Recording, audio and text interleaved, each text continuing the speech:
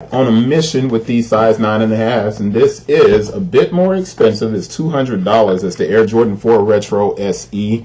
I don't know if it has a nickname. I can't even think right now. I didn't go to Soul Collector or to Sneaker News or, you know, all the rest of the channels. I didn't do all of that to go and look it up and make sure. I didn't even go to the Nike site. It's the black laser etched Air Jordan 4 Retro SE. Color is black, white, gum, light brown. Style code is CI1184-001. SRP, like I said, is $200. That bump up in 10 for the laser etching.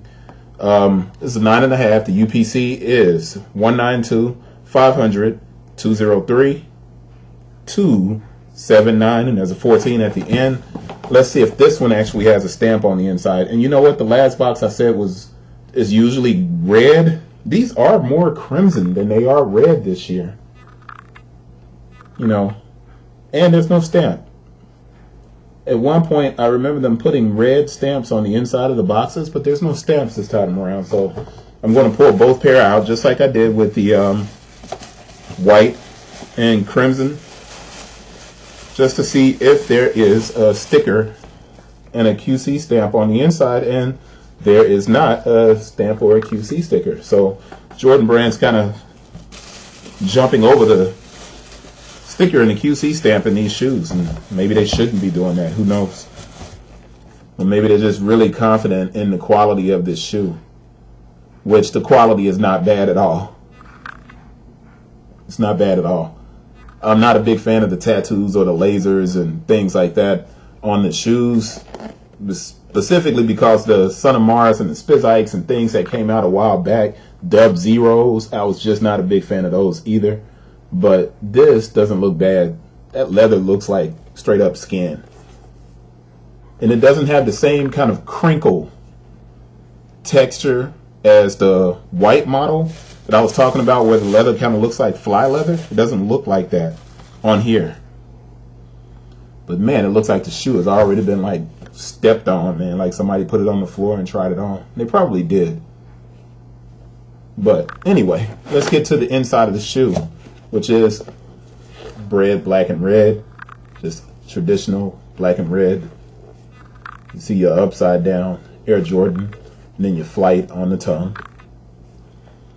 And let's get to the size label, which is small code is LNM, and the production date is 07/18/18 to 11/20/18. So we're good to go. I'm not going to go through the whole process of reading it, because reading the UPC at the bottom of the label, because straight up they came from Nike, so I know they're good. I'm not even tripping on that. But let's go ahead and put this back in. And it's not a shoe that we have to spend a lot of time on. There aren't hidden cues. It's not like a new shoe where you're going to have these hidden cues on the shoe that you have to kind of look for.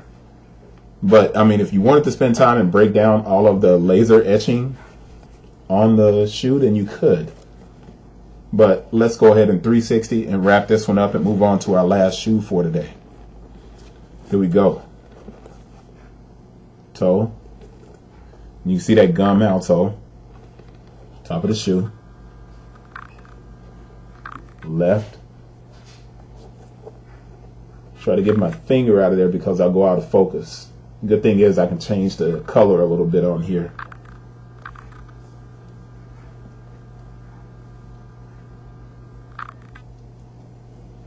And if you hadn't seen it, now you've seen it. Move that up.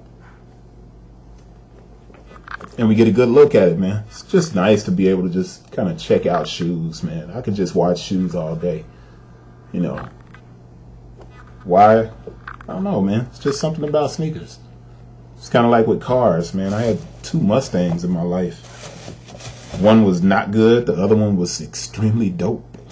And shoes kind of, for me, have taken the place of buying cars, because there's no real monetary value in the car unless you keep it for a long time. And I'm just not into just throwing money away like I was. I've had probably 25 cars. Crazy. Whole lot of money wasted. That's it. Last shoe coming up.